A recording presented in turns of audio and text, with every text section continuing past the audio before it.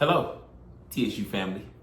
My name is Javari Liggins, and this is the Health Disparities, Problems and Solutions in Urban Communities. So here I have with me, let me let her introduce herself.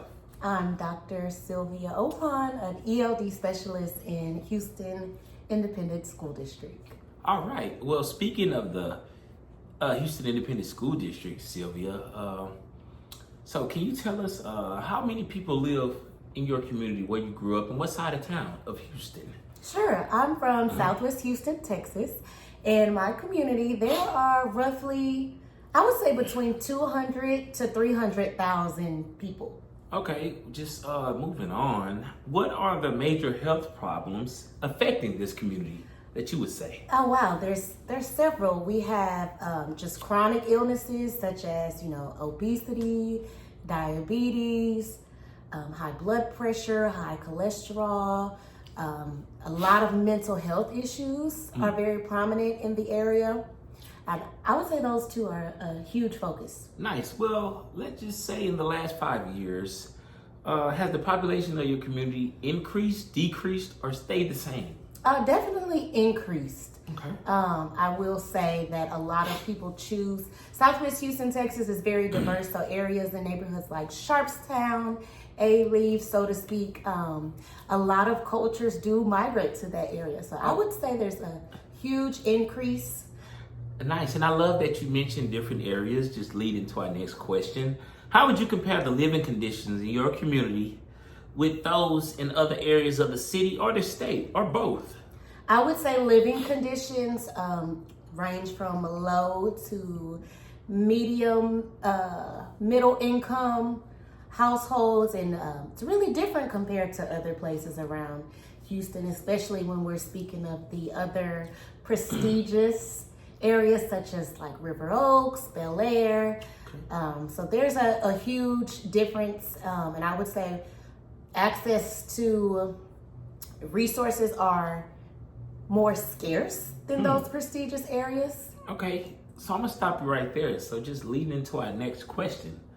What is the quality of healthcare services in your community, and how accessible are they? Just dealing with healthcare providers, hospitals, and clinics, Dr. Okpon. I would say access to primary care health providers is pretty accessible. Okay. I feel where the areas that are lacking are perhaps the specialists. We do have hospitals. Southwest Memorial Herman is a big hospital in the Southwest area that people usually go to when there is a medical emergency. Okay. Speaking of going to, what role does public transportation play in accessing health services in your community? It's very essential, public transportation, because Nice. A lot of individuals don't have access to a personal vehicle, so they heavily rely on public transportation to get them to places such as doctor appointments, running errands, grocery stores. So public transportation is really important for those individuals. Oh, nice. Okay, just speaking of you, because I know we talked before the interview about your doctorate and what it was in and everything. So what is the state of education in your community, and how does it impact health outcomes, Dr. Okpon? I would say, so I do have a background in community care and counseling. Nice. And with an emphasis on traumatology. Okay. So education, where I come from, we're making strides. Okay. But just as an educator right now, I am in public education. I do work for HISD, and I do work for an NES school. And we do have several NES schools, new education system schools, Nice. in Southwest Houston, Thanks for Texas. explaining that. Thank you. Of course. Yes. And what these schools are basically, the lowest performing schools in the district is what they were. So we are making strides to meet grade level expectations, such as test scores, just state testing.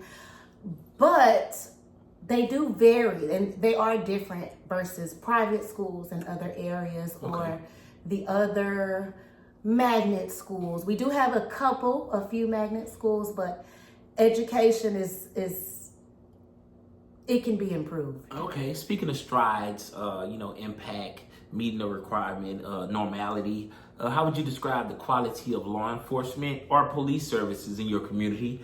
And how does this impact community health and safety? Well, I do commend law enforcement for their job. I do really respect the work that they do. However, in the community where I come from, there tends to be an estranged relationship with law enforcement in some people. Okay. Their trust is not as how would I say? As trustworthy. Trustworthy as others. Yes. So I would think law enforcement, sometimes they're not the first person that these individuals may run to. Sure.